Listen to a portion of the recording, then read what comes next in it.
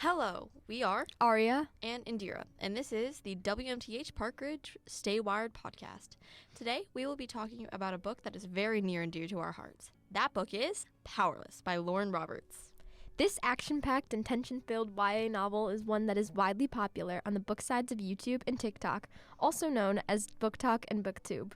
This fantasy book is book one of the Powerless trilogy, and it follows the story of a girl named Peyton Gray, who spends her days on the streets of Lute, a town under the magical kingdom of Ilia, stealing and hanging with her best friend Adina. Everyone in this kingdom inhibits a special ability. Some can fly, some have super strength, some can go invisible, some can clone themselves, and some can even make you see things that aren't even really there. However, there are powerless exceptions known as ordinaries. The king of Ilia despises these ordinaries and sends his royal enforcer to go out and kill them all, and anyone who helps them, as they are seen as plagued. Peyton is among these ordinaries and has gotten used to posing as a peaceful psychic. But when an encounter on the streets leads Peyton into the deadly trials hosted by the king each year and is tossed into forced proximity with the king's son, known by all for his looks and power, the royal enforcer, Kai Azar, whose sole mission as the enforcer is to kill any and all ordinaries. Things get complicated. And want to know what makes this book so great? Well, there's the amazing plot line and world building, and also Kai Azar and Kai. Did I mention that we like Kai? Thank you for that, Indira. Yes, as you can see, we like Kai very much. But what we also love about this book is that it is very well written and exciting to read. And Kai. Yes, and we all love a little enemies to lovers romance in our books. This book truly is an amazing story. The world building that sucks you in as if you're there yourself, and the moods of each scene. And we're here to give a little rating and scoring on the book. So now it's time for our character breakdown. Okay, so Kai Azar, he is our main. Where do we begin? Well, he is our main love interest. However, he does have a brother. The future king of Ilia, Kit. And, well, he is quite the opposite of Kai. He is very kind and sweet and is a bit more mellow than Kai with his hot-headedness. And when you think Kai Azar, you should probably just think brooding, I think. Yes. Kit is very golden retriever. Yeah, whereas Kai's black cat energy, I think. Yeah. I think that's probably a common way to refer to people in books like that. Yes. Yeah. Next character, Adina. I think we gotta talk about Adina. Peyton's best friend, the sweet and amazing Adina. She loves to sew, and so, as a gift to Peyton, when she still lived in Lute before she went to the trials, she sewed her an olive green vest to hold things when she steals. And, oh, that vest. It's, Lord. The best. I mean, I guess I'll just have to read the books to find more about the vest. It definitely has some symbolic meaning. Oh, yeah, for sure. And I think that Adina truly is the perfect best friend for Peyton. She helps Peyton understand that even if it's not a successful day of stealing, there will always be more. And Adina truly is just like, if you think about Angel in literally in a dark street, like, I think that's what she is. I mean, she sews and she has a positive outlook, even though they're not necessarily in a great situation. I think they balance each other out really well as best friends. You also have to remember that Adina does know Peyton's secret about not being a psychic, and she never judges Peyton once for it. Nope. She helps hide her. Oh my gosh. She's great. So good. I love her. I think next we should cover the king. I think it's time to talk about the other side of the spectrum, the wonderful king of Ilia. Devil of himself. Yeah. Oh, yes. Yeah. So, basically, the king of Ilia. What's there to like about him? Literally nothing. Literally nothing. He is the sole reason that this mass genocide of the ordinaries are happening, because he views all the ordinaries as evil and like the reason for the plague. And he holds these deadly trials and horribly mistreats his sons to train them to be fitting of the royal court, and he's just not a good guy. No, not at all. Not to mention that he's kind of the reason both of his sons are forced into these roles. Yeah. Even if Kit did want to be the king, which, I mean, he does. He does, yeah. Kai kind of had to endure some things here. To be the royal enforcer. The book definitely unpacks a lot into that. Mm-hmm. And there's definitely some crazy twists and suspense in this book. Oh, yeah. I think overall, if I were to rate the king on a scale from 1 to 10, oh boy, there's not a number. Could it be like a negative low enough? Infinity? Exactly. Like exactly. Actually, there are some scenes where he's not terrible because he's actually very nice to his wife. Oh yes, that's like the one person he has a soft spot for. And so I think that's definitely super interesting.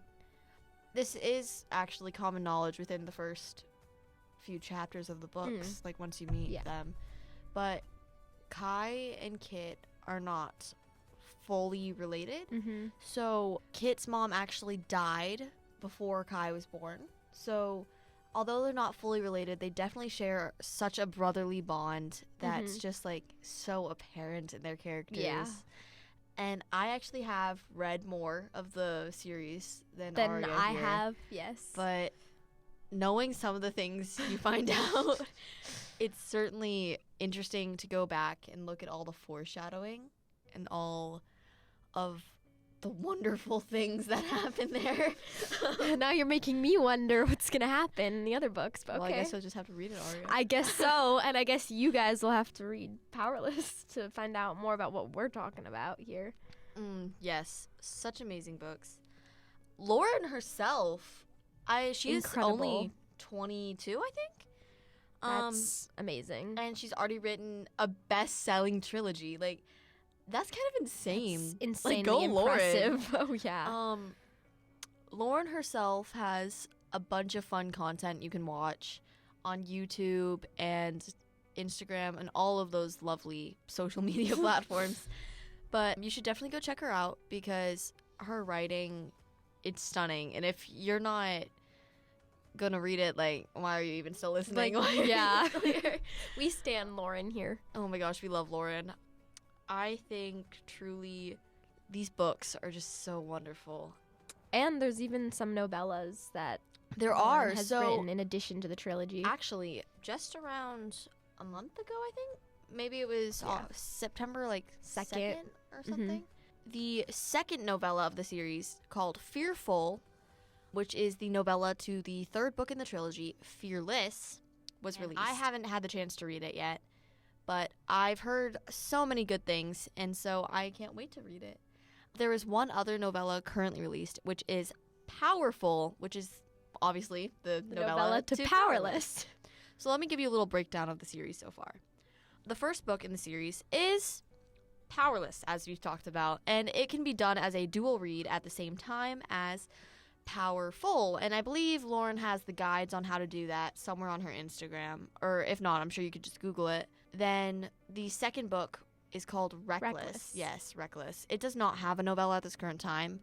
Really amazing book. Sorry, Arya just said Wreckful. But then, as we just said, Fearless is the third book and the final book in the trilogy, which can be done as a tandem read to Fearful.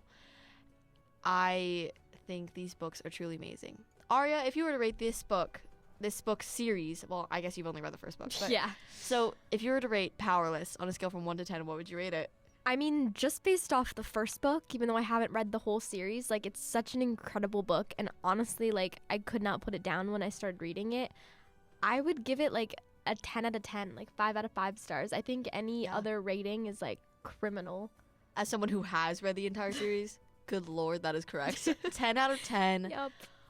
The amount of times when you just can't put it down, even if you tried. Like, even if you tried. Oh my gosh, I read, like, more than half the book in a day. I was, like, I'd like addicted. to note I read the entire trilogy in the span of 2 weeks. And I read the first 2 books. They're long books. They are long books, especially the last one. But you get through them so quick. That's true. They're so good. But the first 2 books I read in the span of 3 days. The only reason it took me as long to finish it as it did is because I had to go on a trip.